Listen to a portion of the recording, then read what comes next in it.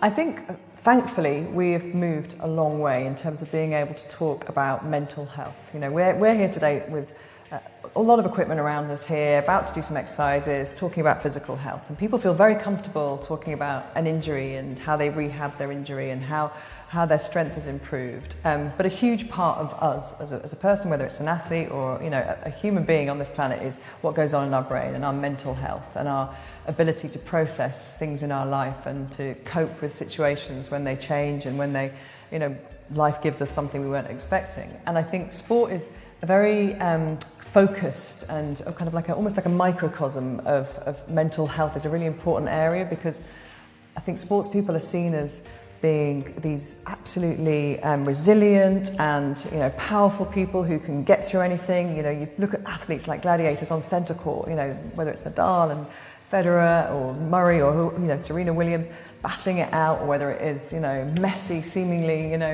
oblivious to any other player on the pitch with his brilliant skills. We think of them as just being absolutely rock solid. They're like granite, nothing can affect them. And I think about 15-20 years ago, when a few sports people started to talk about their struggles with mental health, and I remember Marcus Trescothick talked very candidly about his journey and wrote a book about it, and about his absolute complete dislike of touring and how that affected him. And then you had people like Stan Collymore talking about his mental health journey.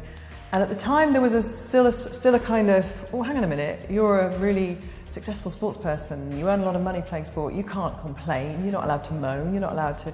And thankfully, I think that attitude has shifted when more and more people have opened up about their struggles and are very relatable to people in everyday life. And I think sport has a really important message to give, if you like, in that respect, because, as I say, I think if sports people are seen as being strong and powerful and physically very, very resilient, but actually they can still have mental issues and mental health issues. And if we start to look at health as a whole thing, a whole package, and mental health is really, it's vital for everybody to be able to address that and to say when they're feeling stressed or they're feeling that they can't, and I hate saying can't cope, because even that sounds like a weakness, to say I can't cope with something.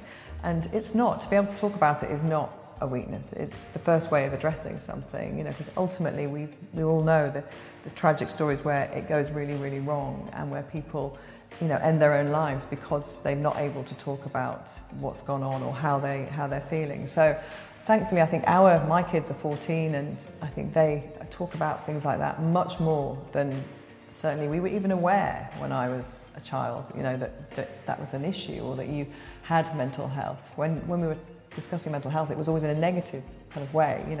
You can have positive mental health, and it can be something that you can work on. There are tools to help you.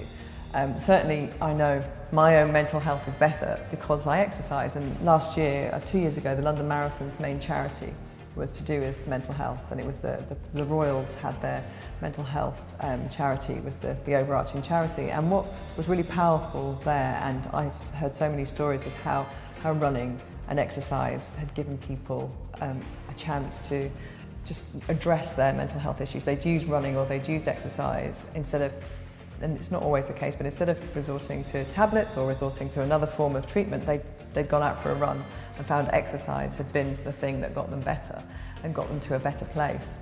And there's always a place for medicine, obviously. I'm not saying there isn't, but I think exercise is proved to be one of the most powerful ways to help people with mental health. So, I'm a real kind of supporter and champion of kids being able to do as much sport as possible because of that, for that reason, because I think the earlier in life you give people that opportunity, the more normal it is for them, so that they're not going through their life without that escape, that release, and that kind of ability to just turn your mind off and get yourself either some fresh air or some endorphins, whatever it is that takes you to a better place.